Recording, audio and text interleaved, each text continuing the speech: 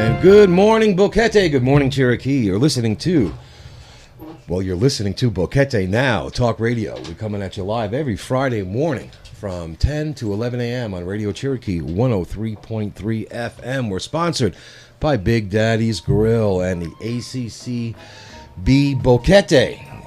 If you haven't heard of the ACCB Boquete, well, give them a search out there on Facebook. They are a charity to charities, and they've been sponsoring the show now for a while. And we like to say thank you to them. They are a fantastic organization. I also want to say hello to Valerie down in David, and of course to Bolivar, our engineer here in Boquete. Thanking them for all they do to keep us live. Before we get on with the show, and by the way, we have a fantastic show for you today. We have Dr. Roderic Gottula on the show, and he's going to tell us all about his the health benefits of cannabis.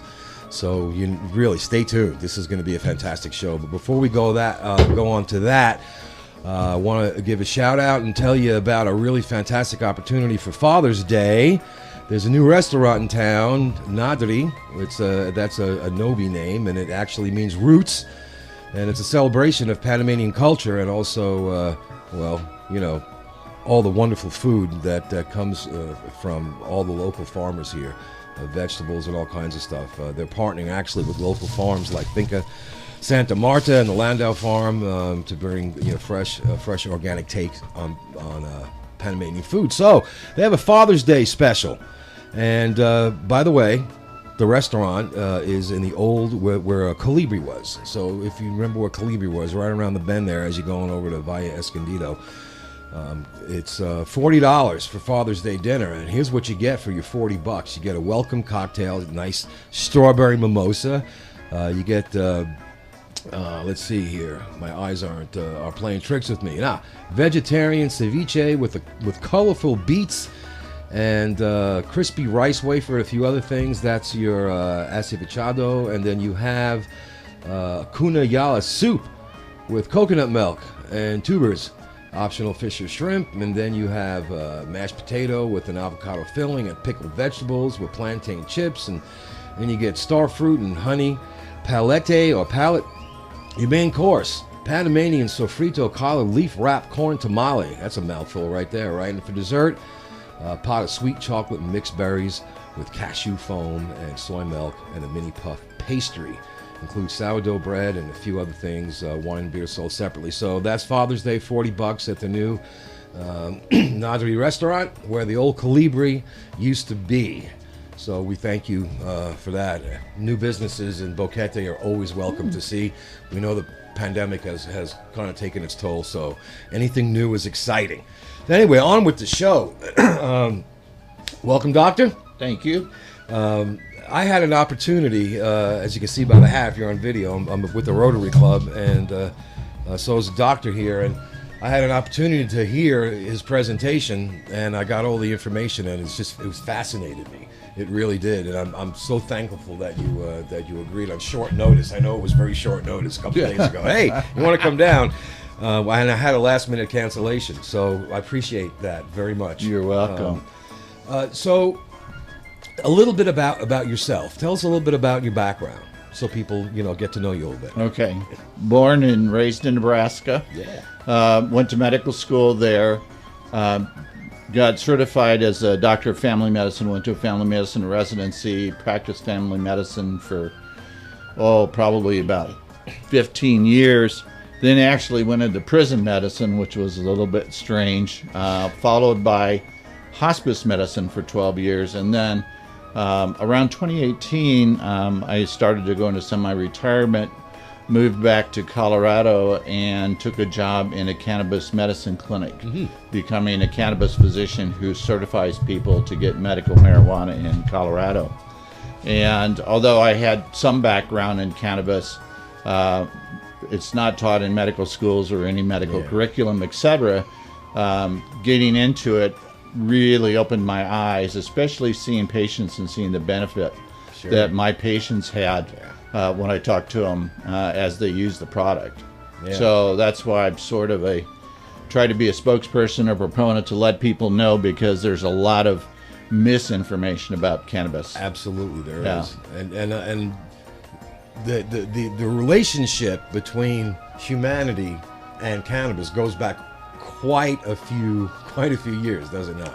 It's, there's documentation in China about 5,000 years ago that shows that it was in the medical literature back then, and they were using it. That's the earliest documentation I know about. Although they found cannabis in grave sites that are 10,000 years old. Wow. You can't tell if it's hemp or cannabis and Right. stuff, but that particular plant goes way back then. So mankind's been using it for a long time, and although China was the one that made the first reference, if you go into medical literature in India and everywhere else, you'll find that it's used all over the world. Sure, yeah. And has been since about 5,000 years ago And as medicine. and it was used in the States for a while too. Yes. Correct? Yes, it was up until 1937.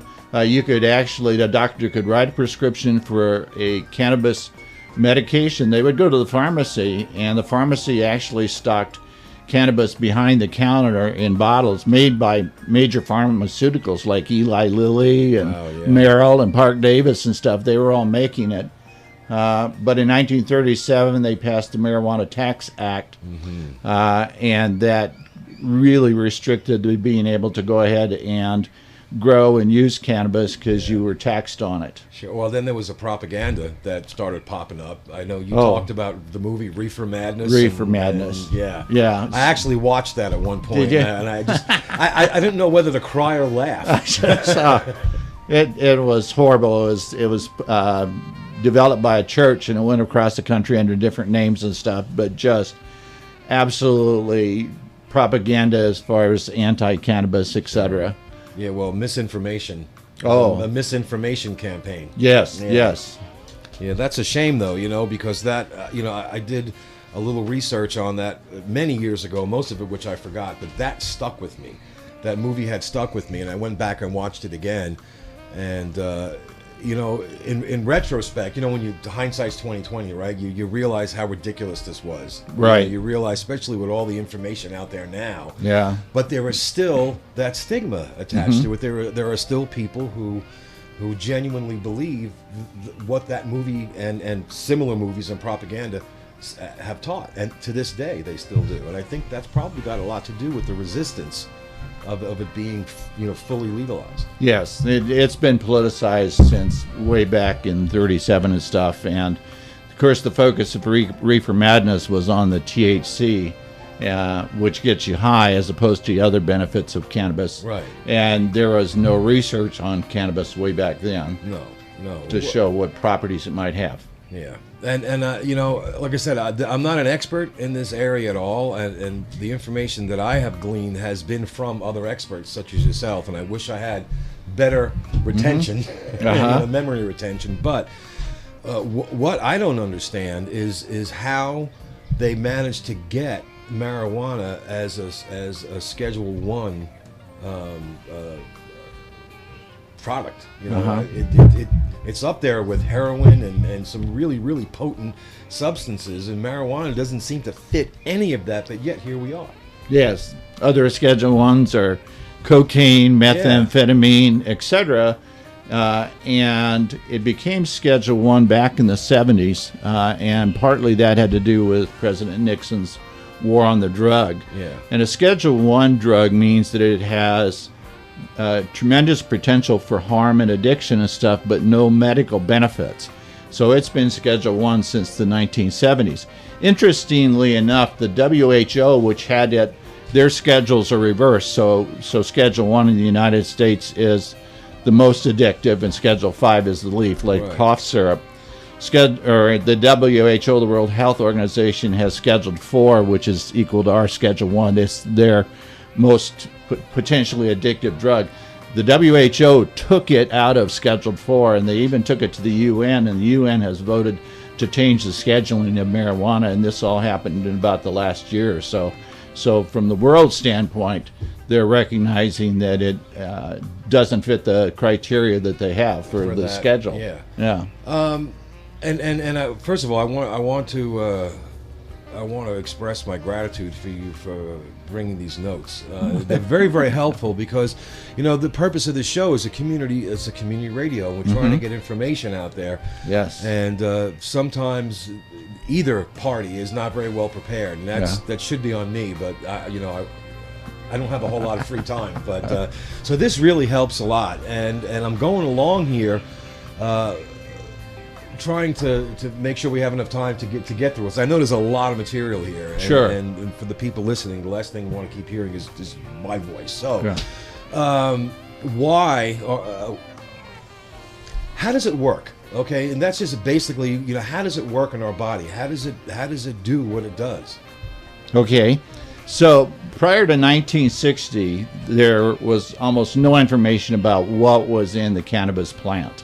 And in the 1960s, researcher in Israel discovered THC. He discovered the chemical formula for THC.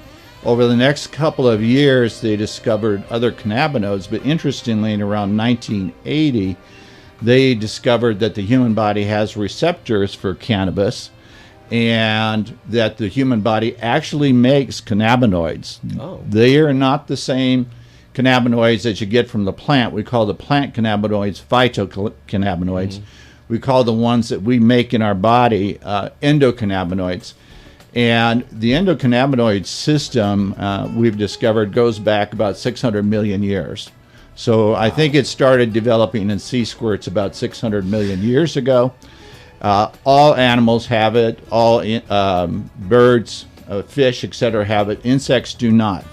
What we believe the purpose of the endocannabinoid system, because it's so ubiquitous in the animal kingdom, the purpose of it is to try and bring the body back into equilibrium, or we call it homeostasis, when something knocks it out of kilter. Okay, whether that's an infection you had, an injury you had, that your body then starts to make endocannabinoids to try and repair things and bring things back to normal. What we think happens in some instances is that our endocannabinoid system isn't strong enough to bring things back into normal, and that's why the phytocannabinoids, the CBD and THC that we'll talk about later, go in and actually boost your internal endocannabinoid system. So we believe that that's sort of the main function of the endocannabinoid system, and like I said, it's ubiquitous. And the problem is that we had no knowledge of this before the 1990s and early 2000s. This is really new. So it's really new research, we'll get to that later. But basically, this is a system that's ubiquitous throughout the body. In fact, we think it's probably the most important system in the body. It not only affects the brain and the nervous system, etc., it affects muscles, it affects immune systems, inflammatory cells, etc., etc., much more than any of the other systems that are in the body. That's fascinating. You know, to come upon that much information in a short period of time, and to realize, you know, how it's interconnected. You know, how it affects so many of our different internal systems. It's that stuff. Yes. That's fascinating to me. Yes, and if it weren't for the fact that it was Scheduled 1, you would have seen all the drug companies just jumping on the bandwagon to go ahead and say, you know, and then they'd come out with your $100 cannabis pill or something like that. So okay, wow, that's amazing. And by the way, for those of you listening, when I post the doctor has so many links and so much information that I really want all of you to have access to. So he's going to send me that, and I'm going to post that on social media and the YouTube channel, and it's really be worth your time. Instead of doom scrolling through Facebook, you know, you click on these links and you know, learn something. Learn something. Right. One of the things that is on your sheet here that I actually had meant to ask you, because I've been talking to a few people about this. There's a lot of confusion between what the difference is between marijuana and hemp. Yes. So if you could maybe offer some insight onto that. So there's basically one genus of a cannabis plant, but there are subspecies. Okay. Hemp and marijuana are actually of the same sort of subspecies. The difference has to do with what the plant makes in terms of cannabinoids. Cannabinoids are those ingredients such as THC or CBD that the plant makes. If you were to look at a hemp plant and you looked at a marijuana plant, you would never be able to tell the difference between the two. They look absolutely identical. What the difference is defined, this is mostly by the government. The government in the United States, in most countries, define hemp as a cannabis plant that makes less than 0.3% THC. Okay.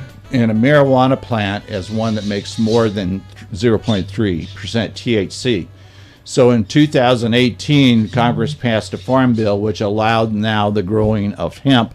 And that's part of the reason why you see CBD products all over the world, is because they go ahead and grow these plants that are high in CBD and have less than 0.3% THC and harvest them and process them. Sure. Yeah, and from what I've read about hemp, it's an extremely versatile plant. It can be used in many different applications. Not just medical. I've seen documentaries on everything from a replacement for plastics, to construction equipment, and how inexpensive it is to grow. So that's good news, I guess, that they had made that distinction in the farm bill. Yes, and one of the problems was before the farm bill, and you couldn't grow hemp, you couldn't use it for all these other products. So in the old days being back in the 1600s, they used it to make sails, they used it to make ropes, they used it to make clothing, make paper, etc. So hopefully that part of it will start coming back, because it's a very renewable resource. Yeah, well, and that's where hopefully we're going with renewable resources. Right. There's a finite amount of certain things that we use. And when they're gone, they're gone. They're not making any more dinosaurs. Right. So the research, and I'm looking over here at your notes here, and I'm reading information that's absolutely fascinating to me, where it says, cannabis research, 36,000 citations on marijuana and 4,400 citations on other things on PubMed. Can you expand on that a little bit?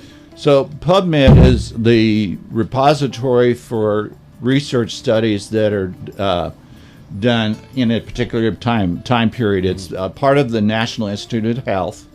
And if you go to PubMed and you go ahead and search for cannabis, what will happen is you'll see, as you said, tremendous number of researchers, because one of the biggest criticisms to having cannabis be a medicine is they say it lacks research. Okay, what it lacks is double-blind study research, which is the gold standard for looking at medicines, etc. Sure. Well, the reason it lacks double-blind is because it's considered an illegal substance, so how is a researcher going to get it? It's kind of a vicious cycle. To be able to do that. That's at least in the United States. Fortunately, Israel, Spain, a couple of the other countries and stuff do allow research with cannabis. But what I wanted to do is compare it to oxycodone, which is Oxycontin, which caused, as we think it caused the major problem in the United States as far as drugs going. And there's 4,400. So the studies that are done, that are published under PubMed, are what we call observational studies. So which means that you take a group of people, you know who's using the cannabis or some form of CBD or whatever, and who isn't using it, and you compare their symptoms. So they'll do a survey and they'll say, I've had, my pain for my arthritis has always been a 6/10. Or they all say that, and then you say, okay, well, you guys take CBD and you guys don't, and then compare. And then the CBD people come back and say, well, my pain now is 3/10 instead of 6/10. Sure. So you have to believe that there's something there. It's just that you don't have that gold standard of the double blind. Yeah, but still, it's still valid. It's still valid scientific research, though. Maybe not to the level, correct, as they would like, but correct. One of the things that I wanted to, and I'm glad it's on this on your list here. 15, 18 years ago, it might have been. Let's see, we were maybe even longer than that.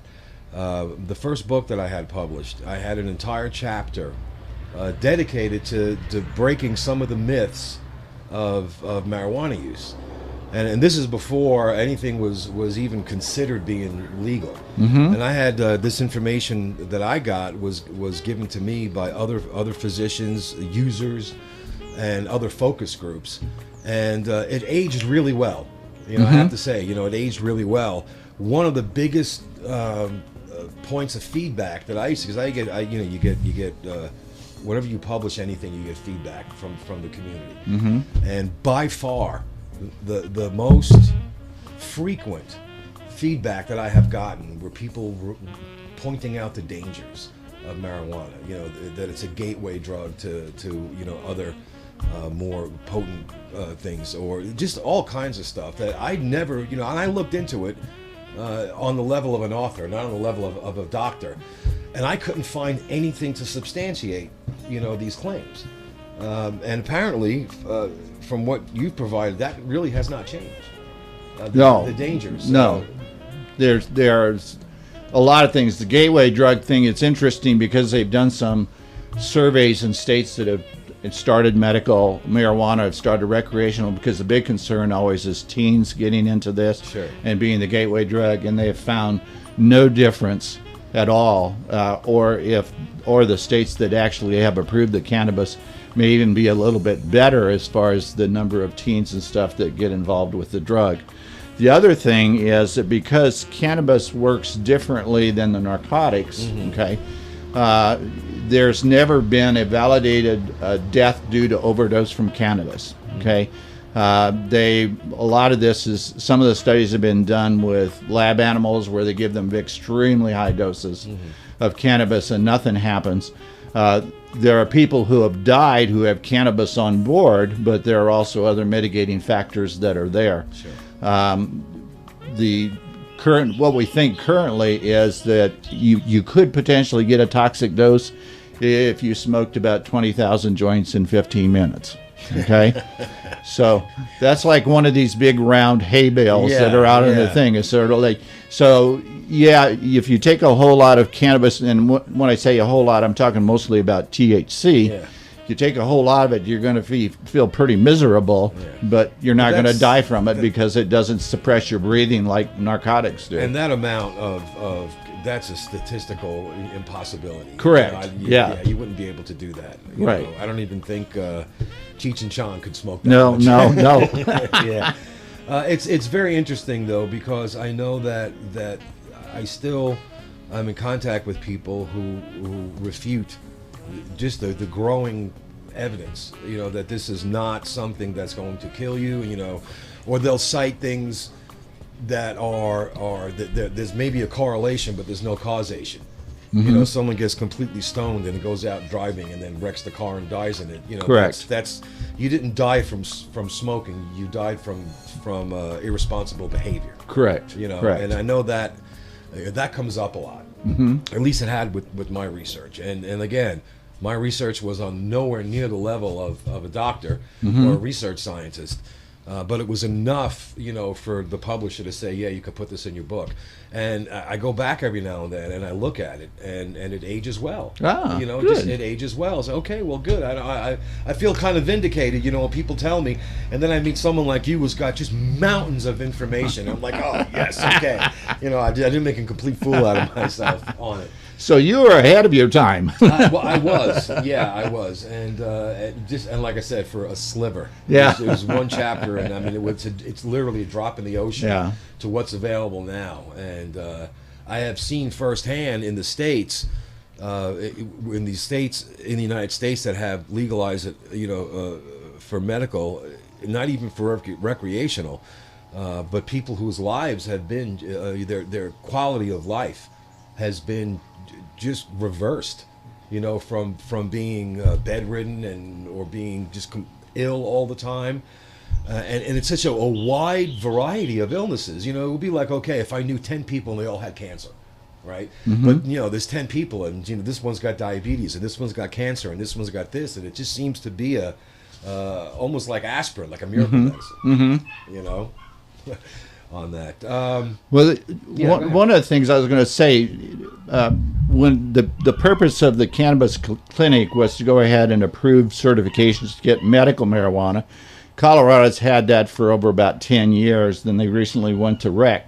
But so I was seeing patients usually that had been using medical cannabis for 2 years, 4 years, 5 years, and I would get their history and stuff, and they were all over the board. Actually, the vast majority of my patients were probably over 50 years old, and they came in for chronic pain, arthritis, et cetera, et cetera.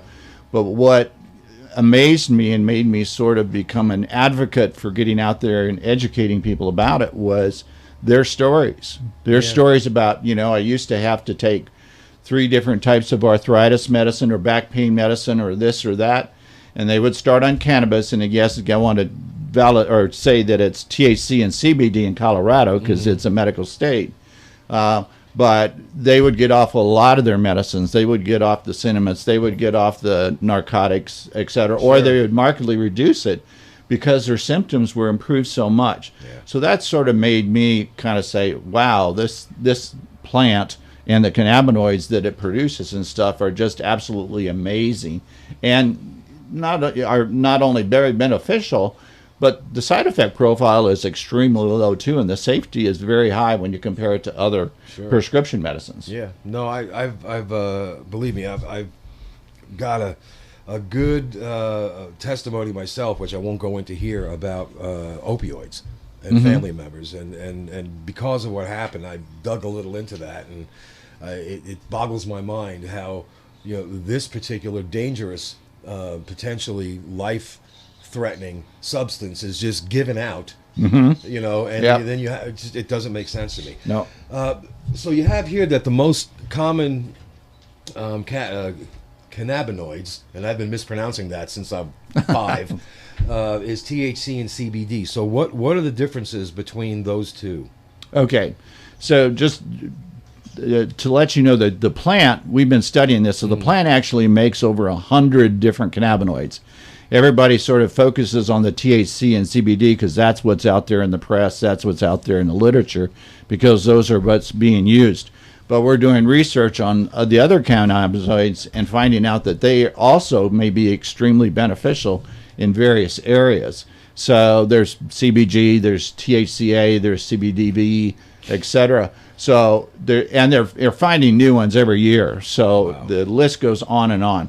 But we'll talk about THC and CBD. So THC is the one that most people know about, hear about. That's the one where you smoke and it gets you high, or if you ingest it, it gets you high.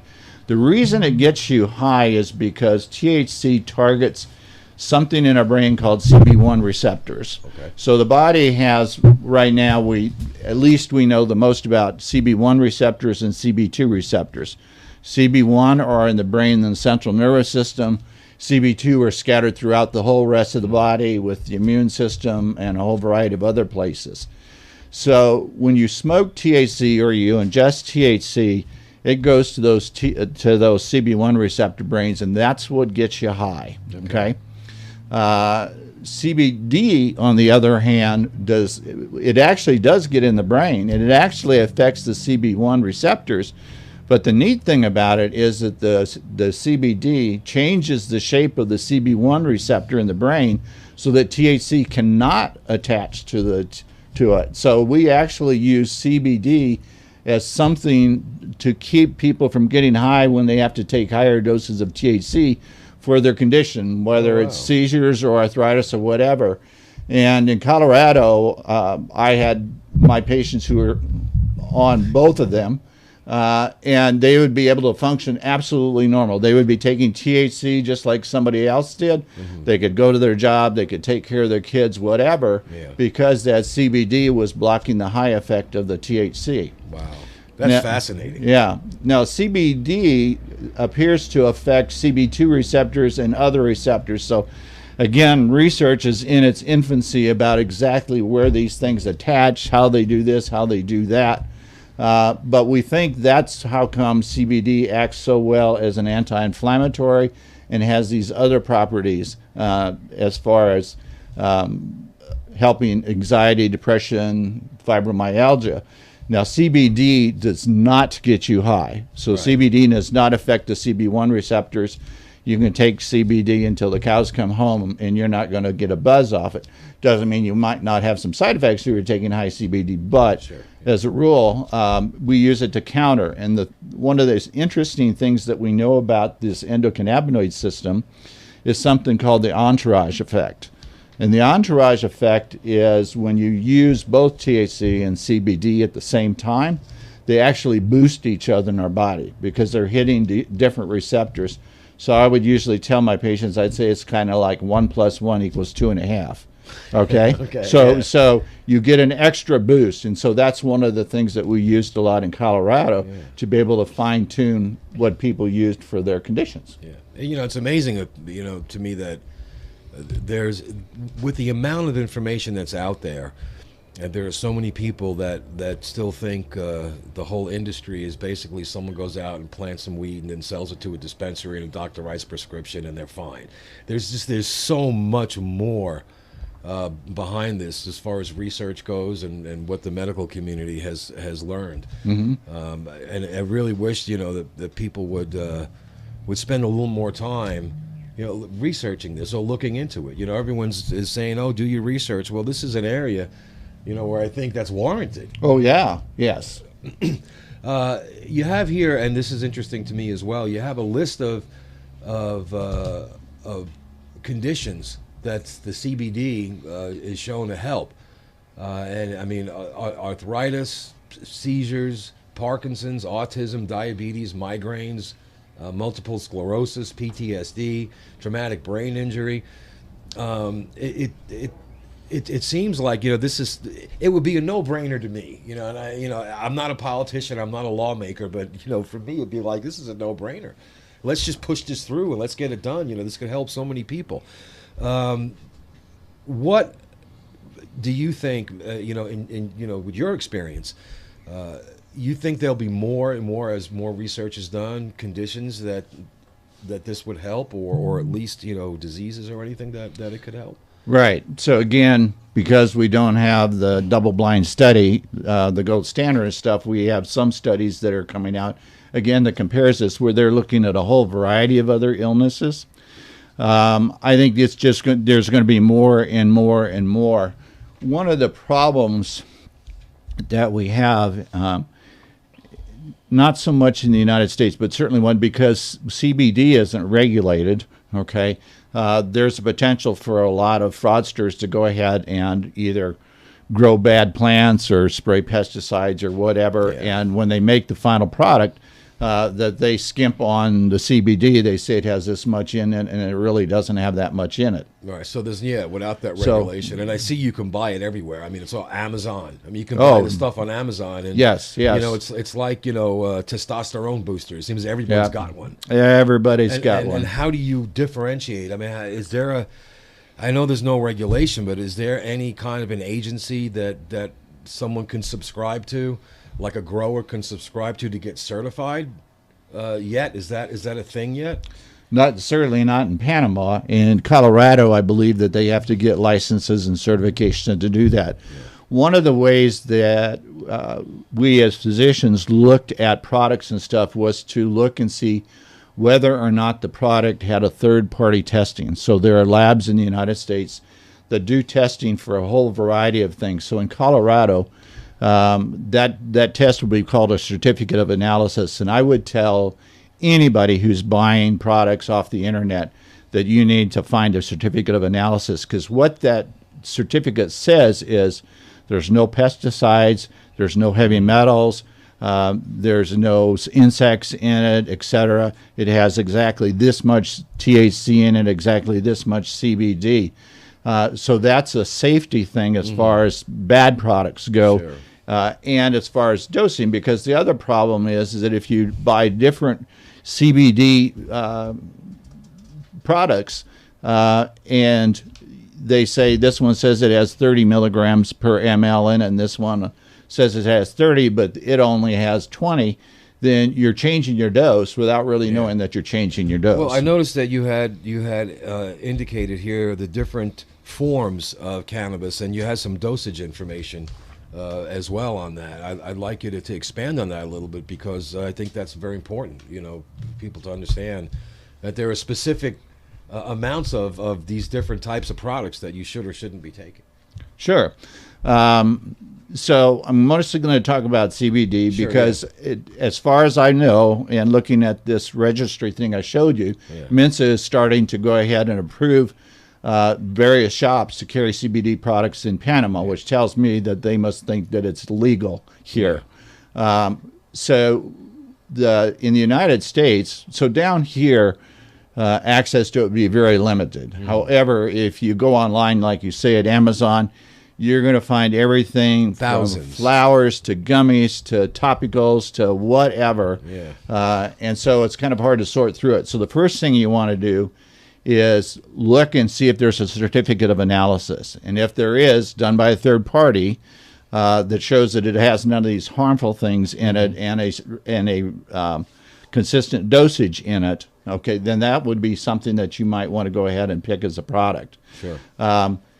When we were using it in Colorado, of course, they had access to flower very easily there. Flower meaning the weed, the actual herb.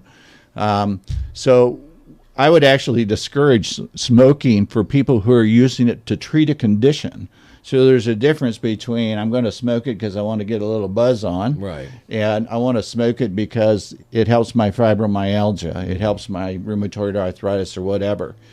So when somebody wanted quick relief from a symptom, say pain, their pain flared or the migraine, we would go ahead and tell them to go ahead and use flower, the weed, and to smoke it, or most of the time I would tell them to go ahead and vape it as opposed to smoking it, because the temperature of smoke, I think, is about 2,000 degrees, and you get all the bad things that go with it. I know. Okay. Trust me, I smoke cigarettes. I know I shouldn't. All right. And my other doctor is listening. Sorry, Shannon. Okay. So if they needed immediate relief, we'd say go ahead and smoke it or vape it because it'll kick in about 10 minutes. Right. The problem is it's gone in about 2 hours. So everybody who's in the past has smoked, gotten high, et cetera, knows that if they don't continue smoking, A couple hours. it's a couple of hours, it's gone. Okay. Another popular way that's out there are with tinctures. So those are oils. They're usually in a dark bottle with a dropper on it. You can use those one of two ways. You can drop it under your tongue and hold it there for a few minutes. And what happens is that the lining of the mouth actually absorbs it, gets into your bloodstream, doesn't go through the stomach, doesn't go through the liver and get metabolized. Works a little bit fast, a little slower than smoking. It's about 30 minutes for it to kick in. And it may stick around for about 4 hours because you'll not only absorb some through your skin, but you're going to swallow some, so it's going to go in the stomach and stuff. Okay. The third way is to go ahead and just take that tincture or take a gummy or a capsule or whatever and swallow it. We call that an edible. So anything you swallow goes in your stomach as an edible. Sure. Takes about an hour for that to get absorbed into the system, goes through the liver, gets degraded some as it gets metabolized through the liver. But it'll stick around about 8 to 12 hours, okay? And that's what we recommended most for people who had chronic conditions. So if they had seizure disorder, if they had migraines, if they had something, we'd say, okay, look, you really need to use edibles, and you need to use edibles twice a day for it to stay in your system all the time, okay? The last one are topicals. So topicals are creams, etc. One of the issues with topicals are that CBD, it's again back in Panama, so if you get a CBD topical, CBD does not penetrate the skin very well. Okay. So it needs to be in a carrier, an oil or a lotion or whatever that helps it penetrate the skin. I would have patients go ahead and frequently use this for different kinds of arthritis, okay, hand arthritis or whatever, and they would get great results. I have not found topicals to be very good for deep pain. So if you had back pain or sciatica, some patients would say it's okay. It worked a little bit. Most of them said it didn't help because you really need to have that internal anti-inflammatory But action. for like sore joints and Yeah. things that are close to, Yeah. to the skin, that does make a lot of sense. You have here, think of it as a non-prescription medicine. Would just for the benefit of those of us who aren't really 100% sure of how to go about understanding, non-prescription medicine comes in many different in forms. I've had people tell me that, you know, essential oils are non-prescription medicines, or, you know, whatever. So how would you further define this as a non-prescription medicine? So that's a good example. Essential oils, herbs, lavender, et cetera, et cetera. You know, people think, well, they're not really medicines, but it's something that's not normal for your body, so you're putting it in your body. Yeah. You know, we can argue about whether it's effective or not, but Sure, as far as being able to obtain it without any prescription, so over the counter is the term we normally would use for that. Sure. You can go into any of the pharmacies here and you can buy any sorts of medicines. However, some of the medicines can actually be toxic. So take Tylenol or acetaminophen or whatever. You can use it, but if you're saying, okay, well, 2 is good, 4 is going to be better, and you do that, you're going to end up with kidney damage, liver damage, etc. And I know people who have spent years, I mean, almost a decade or so, every day taking, you know, ibuprofen, and now that's what they're facing. That's exactly what they're facing. Right. Yeah. So with cannabis, what I tell people is, look, the fact that you can get it off of Amazon, that you can buy it over the counter somewhere, doesn't mean that it's safe. It has extremely good safety profile, very little side effects. The biggest issue with cannabis is that when you're using CBD and THC, but also includes CBD, when you're using it, it gets metabolized by the liver. And it gets metabolized by the same enzymes that metabolize most of the other drugs that we take. Okay, so the problem is that if you start getting into higher doses of, we'll stick with just CBD, it can interfere with the metabolism of other drugs and increase the quantity of the other drug to a toxic level in your body. Oh, like an interaction. Yes. Well, not an interaction. Let me give you a concrete example, and that has to do with warfarin or Coumadin. Okay. So Coumadin is a common blood thinner, not as common now. It's a common blood thinner that's used for people who've had strokes, people who have atrial fibrillation. If you start taking high doses of CBD, it competes with the enzyme that degrades Coumadin, and you actually can have bleeding from the Coumadin because it's thinned your blood too much. Okay? So it is not innocuous. So the bottom line is that CBD is innocuous. Now, in low doses, hardly ever have any problem with interaction and stuff. It's just when you get into higher doses. Yeah. And the problem is that when people are doing it on their own and not being supervised and just don't know, they're just experimenting, you can get into trouble. Yeah. Well, like you have a note here, buyer beware. Under that. Yeah. What's that all about? So back in around 2018, there was an article in the AMA JAMA magazine where they had actually done a study and went off and bought about 84 over-the-counter CBD products because they were focusing on CBD. Had them all analyzed, found out that about 64% of them did not have the amount of CBD in it that they claimed on the bottle. They may have had more CBD, they may have had less CBD, they may have had no CBD. Okay? So what I used to say in my lectures is still the Wild West out there, because you had all these people trying to go ahead and make huge profits off the CBD craze. So that's one of the reasons why, again, go back and so insistent about that certificate of analysis. Now, can they fake it? Yeah, they could say, well, here it is. But most of the companies, I think, that have it will be honest about it and say, okay, here's ours, and this is exactly what's in it, and so on. You could also, part of your research could be the companies that offer these certificates. Are they actually testing it or not? That's true. To do that. And I think in Colorado, most of them have to be certified by the state. Okay, so I think most of those are going to be fine. But yeah, you need to be careful about that too. There are, and it'll be in, there's going to be 2 websites that come off with the information I send you that actually have CBD companies listed at the bottom that they have vetted. And they're that was going to be my next question. Is there a place we can go where they say, hey, all right, we recommend, or these we have ascertained to be authentic. Accuracy, I know, is important in a lot of things, especially stuff you're putting inside you. compounded by if you're already taking other medication, which you just explained on that. What is, you say you look for a whole plant or full spectrum. That comes back to that certificate. Comes back to that certificate, and it comes back to information that we've been gaining over time regarding the various other components of the plant other than cannabinoids. The most common ones that we call are terpenes, and all plants make these terpenes. I think it's lilac or lavender. Yeah, lilacs or lavender makes one called linalool. So what we're finding out is that it's not just the THC and it's not just the CBD in the plant. That when you add these terpenes in, they also seem to boost the effect of the CBD or THC. It's sort of like that entourage effect that I said, except it's coming from terpenes.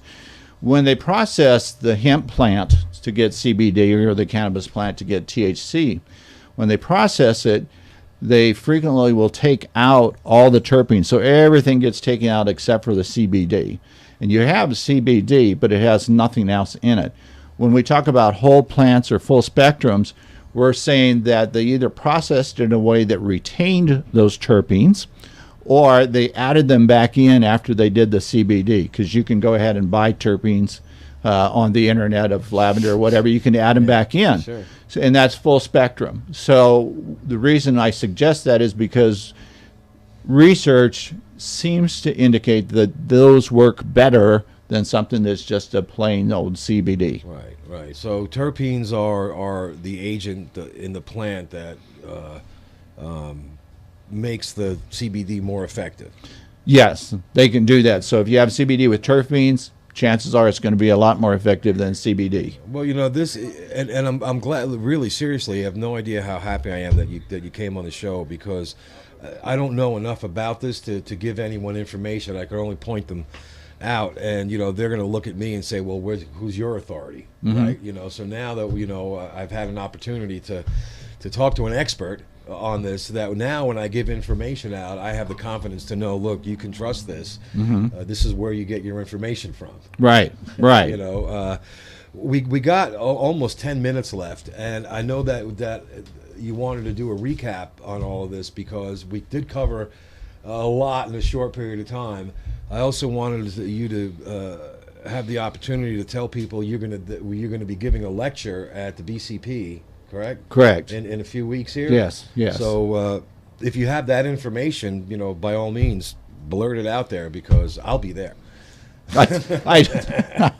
I don't know which Thursday it is. I think it's the third Thursday in July and stuff. But if they go to the BCP site, they'll be able to go ahead and see me doing it. This is the second time I've done this. The first time, there were so many people on the waiting list that they wanted to do a recap because there's a lot of interest in it. And will you have PowerPoint presentation, and it's very, very thorough. Yes. And I know that the last one you did, you kind of got rushed through, but hopefully you'll have the whole 90 minutes, to be able to do everything. And I know trying to cram everything into a, basically what ends up to be a 50-minute show isn't even enough time. But I'm really happy that that you're here. So you want to give us a recap before we close the show? Sure. So let me just tell you about what I dealt with in Colorado with the patients I dealt with. Absolutely. Okay. And again, I had access to THC and CBD, but I'm going to focus just on what CBD can be used for.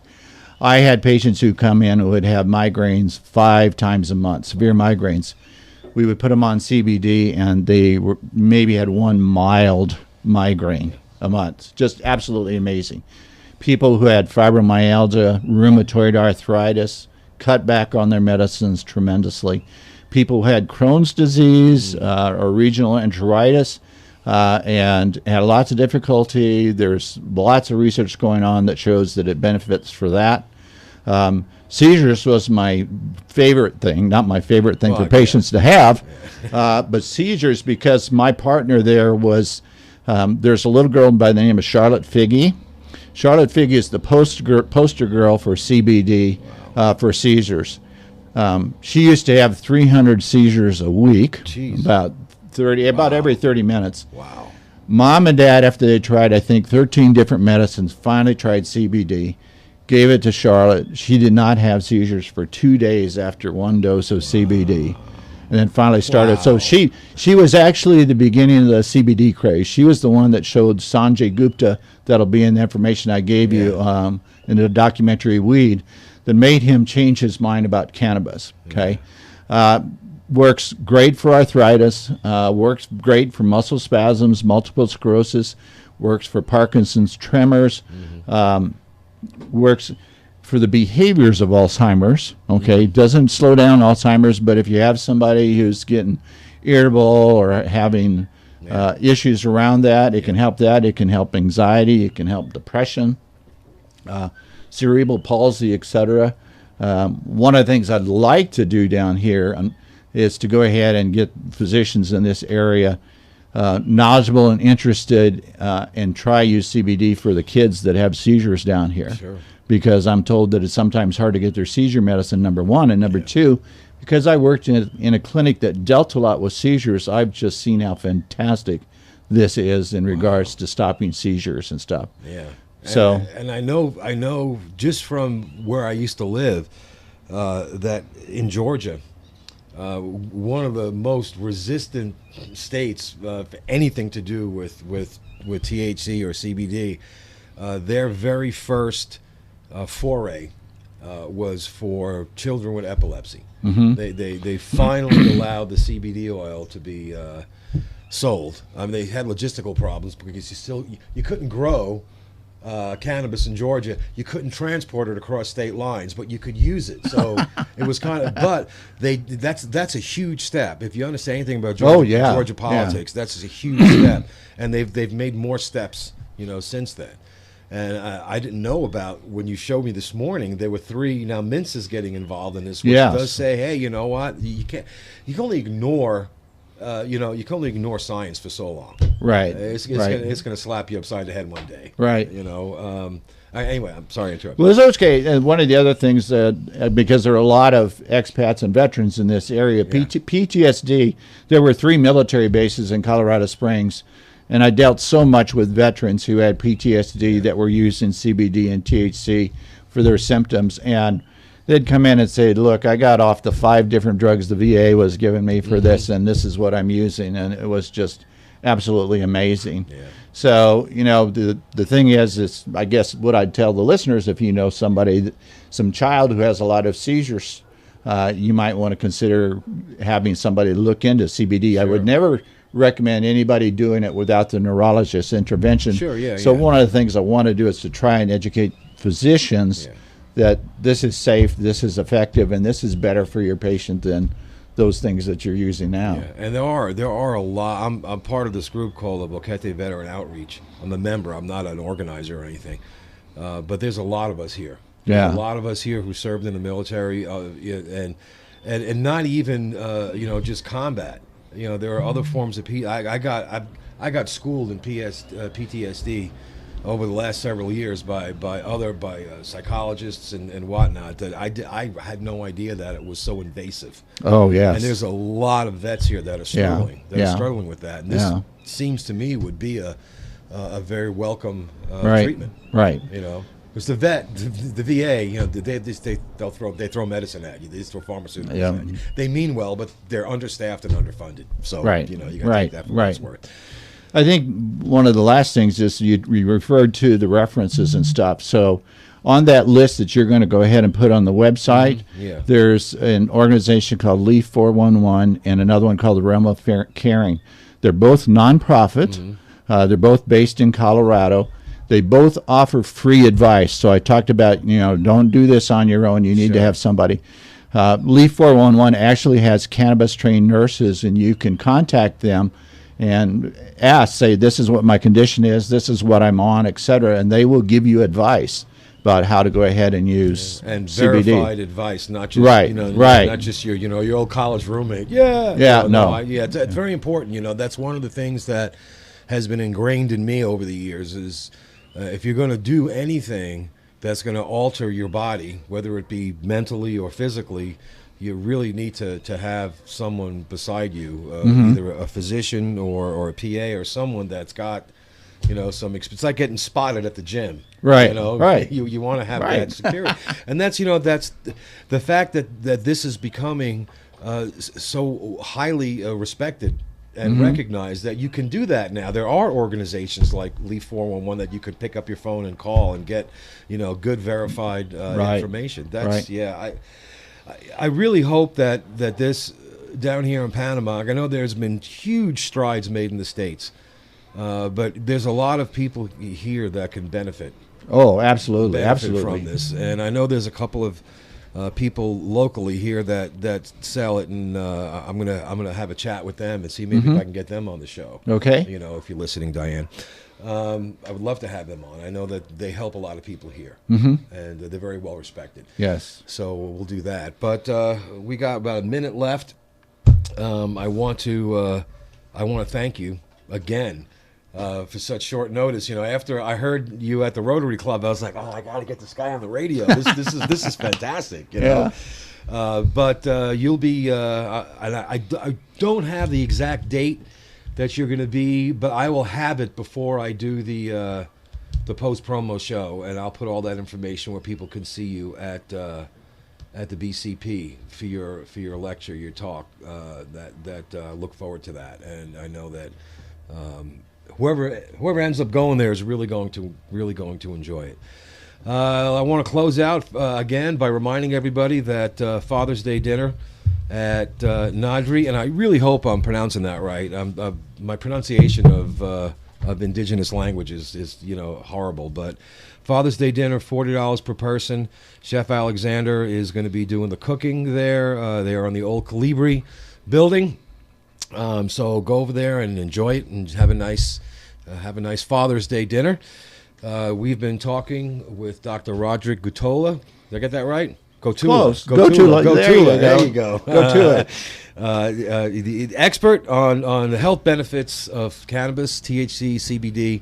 I really enjoyed our conversation. Thank you again. You've been listening to Boquete Now Talk Radio on Radio Cherokee 103.3 FM, sponsored by Big Daddy's Grill and the ACCB in Boquete.